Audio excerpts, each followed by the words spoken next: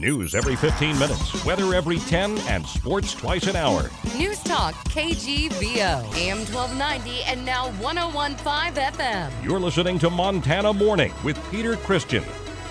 One highway patrol trooper, 2 serious accidents in just a matter of hours. Good morning, everyone. It's Montana Morning. Congratulations. You made it. It's Friday, July 31st, 2015. It is a gorgeous morning in western Montana. Just a few high clouds and a very pretty sunrise this morning. We have a mostly clear sky and 53 degrees. Our newscast sponsored by Boot Barn, America's largest western and work store located in the South Crossing. Montana Highway Patrol Trooper Laith Keith was a man with a lot on his mind yesterday morning. He responded to a motorcycle crash on West Fork Road in the Bitterroot, where the rider had struck a deer on the roadway. While investigating that incident, Keith was summoned to a one-vehicle rollover accident near the Condon Cutoff on Highway 93 South, which turned out to be a fatal crash. A Buick passenger car was traveling southbound on US 93 and traveled off the west shoulder of the road, and the driver lost control, and the vehicle overturned multiple times down an embankment and into a field. Keith described the injuries suffered by the vehicle's occupants. There were 4 occupants in the vehicle, 3 sustained injuries, 2 were transported to Marcus Daly ER, 1 was transported to St. Pat's ER, and there was 1 deceased from the crash. The name of the victim, a male in his 20s, will not be released until his family's been notified. The Ravalli County Sheriff's Office assisted in the crash investigation. Keith said the injured motorcyclist was wearing a helmet. He was treated and released from Marcus Daly Hospital. Sheriff Scott Stewart of Park County, Wyoming, has confirmed with KGVO News that his deputies took a man by the name of Jesus Mendoza into custody yesterday. 18-year-old Mendoza is suspected of gunning down a family of 3 on the Crow Indian Reservation near Pryor after they stopped to be good Samaritans and help what appeared to be a traveler with a stranded vehicle.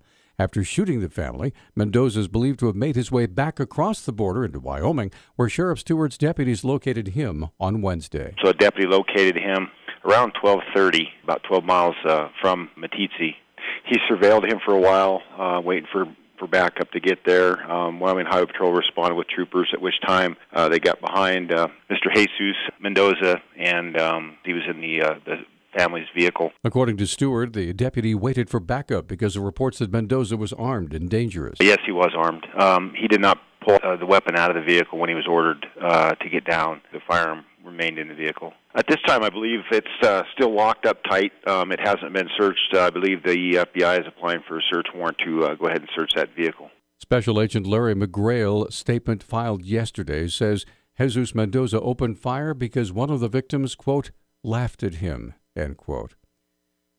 FBI spokesman Todd Palmer confirmed 51-year-old Jason Shane and 47-year-old Tana Shane were killed in the Wednesday shooting.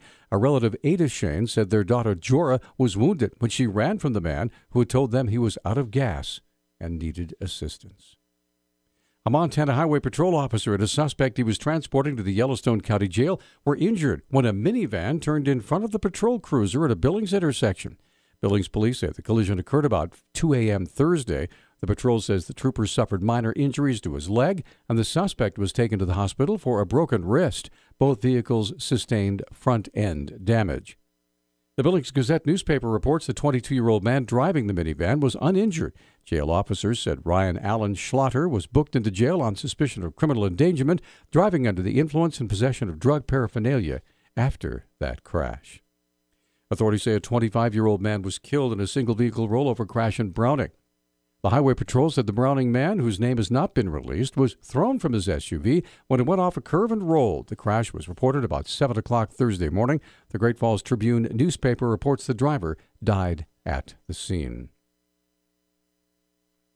Montana Fish, Wildlife, and Parks announced new hoot owl restrictions for Missoula County yesterday. With the warm weather returning, fisheries manager Pat Saffel explains. We hit a trigger, which was getting below a certain amount of water at the Bonner gauging station, and we hit that trigger last week.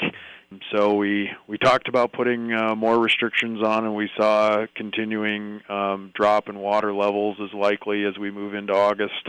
We decided to per the plan, put the restrictions in place. Hoot Owl restrictions mean fishing is prohibited after 2 p.m. and are already on the Clark Fork, Bitterroot, and Blackfoot rivers. Now the restrictions have been extended to some tributaries on the Blackfoot and the Clearwater. The one in the Clearwater is Morrell Creek, and then the tribs to the Blackfoot are where we have important native fisheries, and that's Gold Creek, Belmont Creek, Cottonwood Creek, Copper Creek, Montour Creek, and then the North Fork of the Blackfoot River below North Fork Falls, and then also Landers Fork.